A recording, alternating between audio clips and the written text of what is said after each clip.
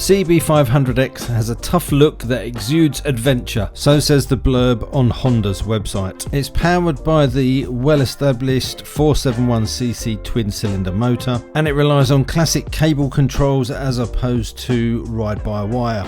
It has a broad, wide saddle with plenty of room for a pillion, and there's no newfangled TFT screen up front, it just uses a good old backlit LCD. The nicely designed 2-in-1 exhaust does however offer more than a growl that you'd expect from this motor.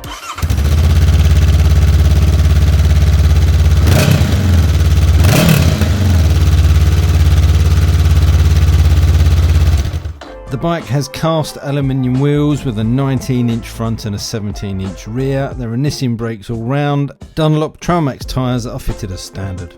A complete suite of LED lights light the way and show people in which direction you're going. And it is a very nicely finished bike, as you would imagine. And I think the colourway on this 2021 bike of Grand Prix Red is particularly fetching. So we've gone through some of the specs. What's it actually like to ride? Honda have managed to again get quite a nice exhaust note out of what is a small 471cc parallel twin. So let's give you an idea of what it's like out on the road.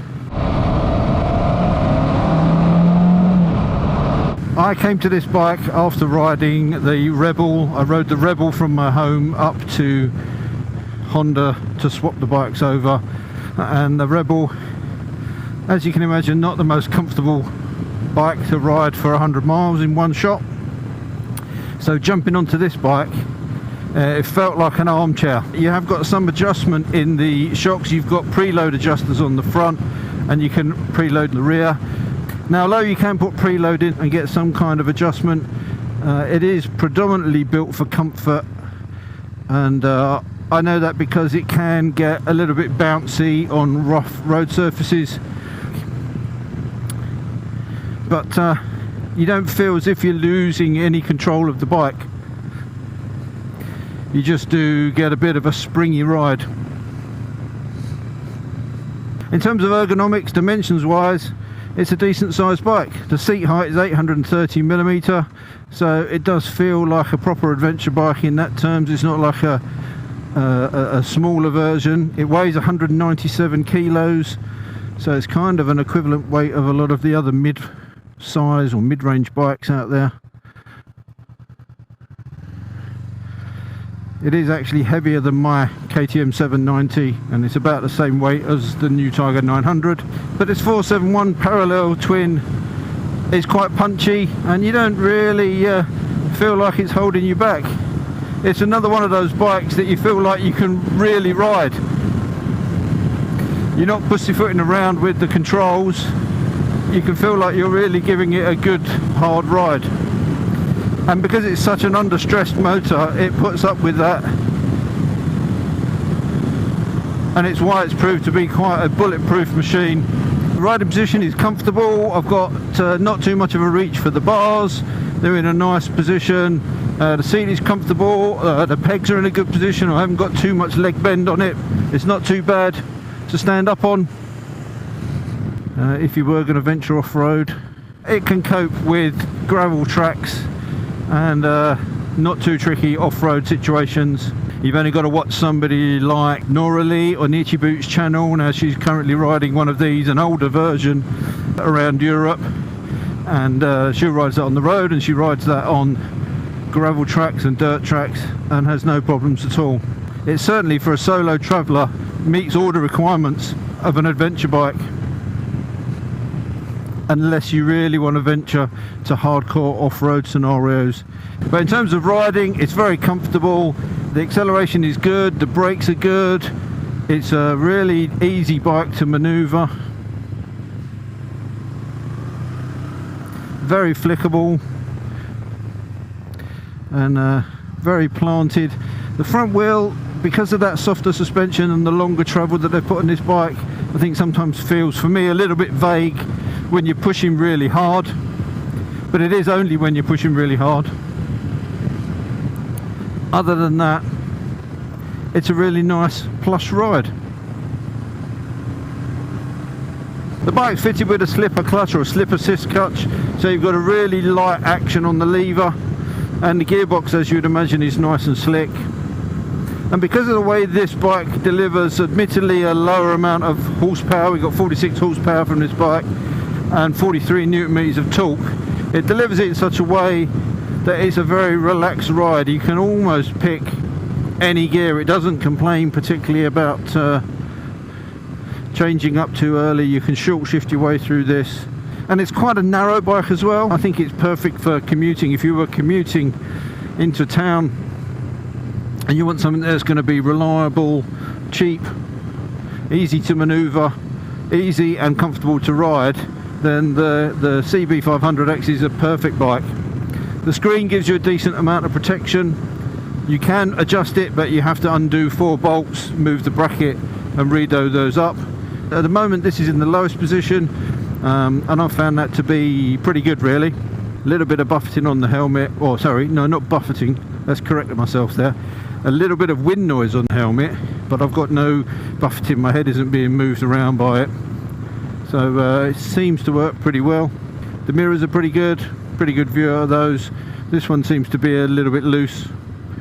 One thing I do like about the bike is its back to basics nature. You've got a backlit LCD display. It shows you your time, your gear selector, a rev counter, fuel gauge, speed, and a trip meter and a few bits and pieces like that. Just everything that you need.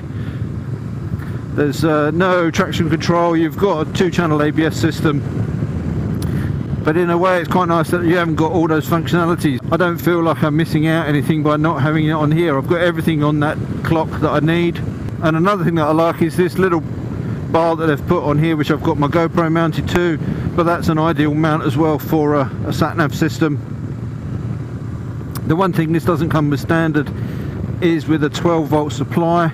I've got a little hole down here to fit one, but it doesn't come with one of those as standard.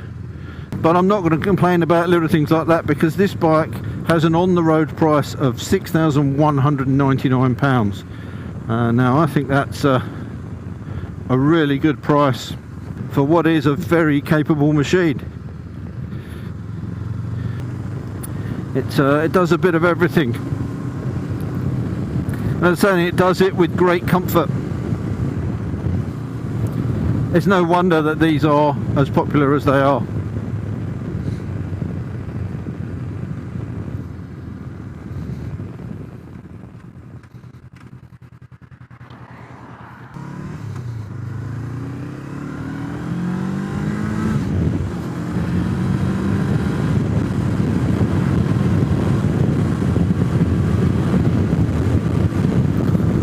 As you can see, we'll get up to speed pretty quickly. It's no slouch, this bike. Okay, it's not going to rip your arms off. Now, although you have to pay extra for a 12-volt power supply, for example, it has got LED lights all the way around, and just the overall fit and finish is really good. It's a bike that certainly looks the part.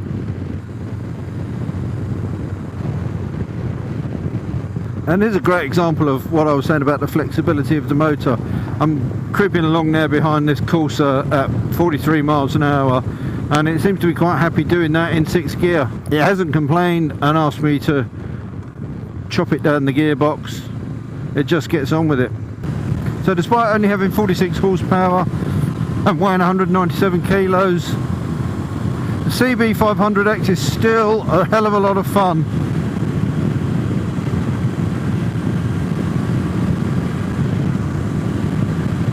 Particularly on twisty roads like this. Now, I'm not getting as much feedback from the front wheel as I would do on something like my 790, but to be honest, you're not really going to be riding this super aggressively and pushing it really hard. What this bike is designed for is covering long distances in a lot of comfort, and it certainly does that.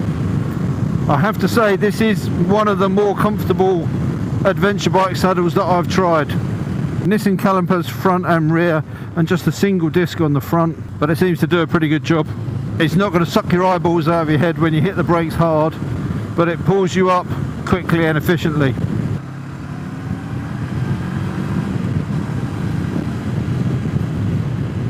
Yeah, I see it's got enough guts to get past cars. I'm pretty impressed by how flexible this little engine is.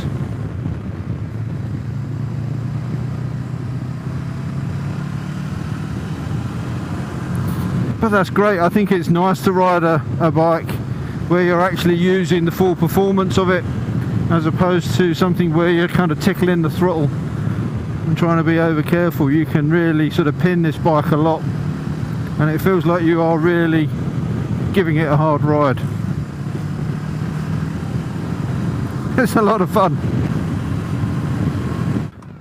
I might be asking for trouble given the tyres that I've got on here, but let's do a little bit of green laning.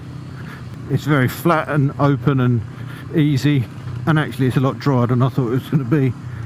The suspension copes with this pretty well. It's now that you can see I'm sitting down, it gets a little bit bouncy, but just lifting your bum off the seat gives you plenty of comfort, and it trots along here. What are we doing, 35 miles an hour? I guess this means that it does fulfill a lot of adventure credentials. A lot of times people are not going to be riding it anywhere more difficult than this. I don't think we've had as much rain as I thought, or if we have, it's all dried up pretty well. Well, yeah, you can see the tyres already saying no, we don't like this. Got to try and stay upright. Whee. Yeah, these tyres are no good in the mud.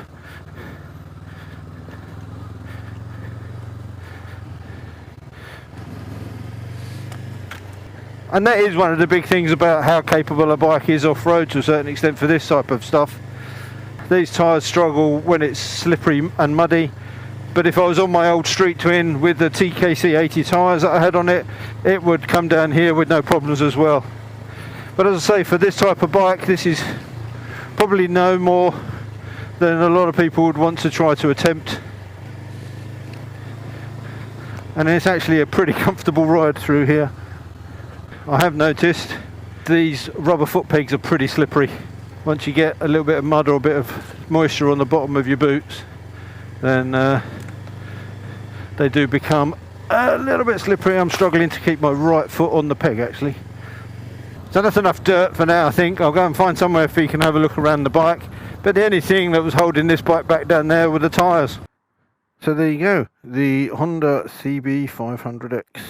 I think it's a handsome looking machine. You put this against most other mid-sized adventure bikes and it won't look out of place.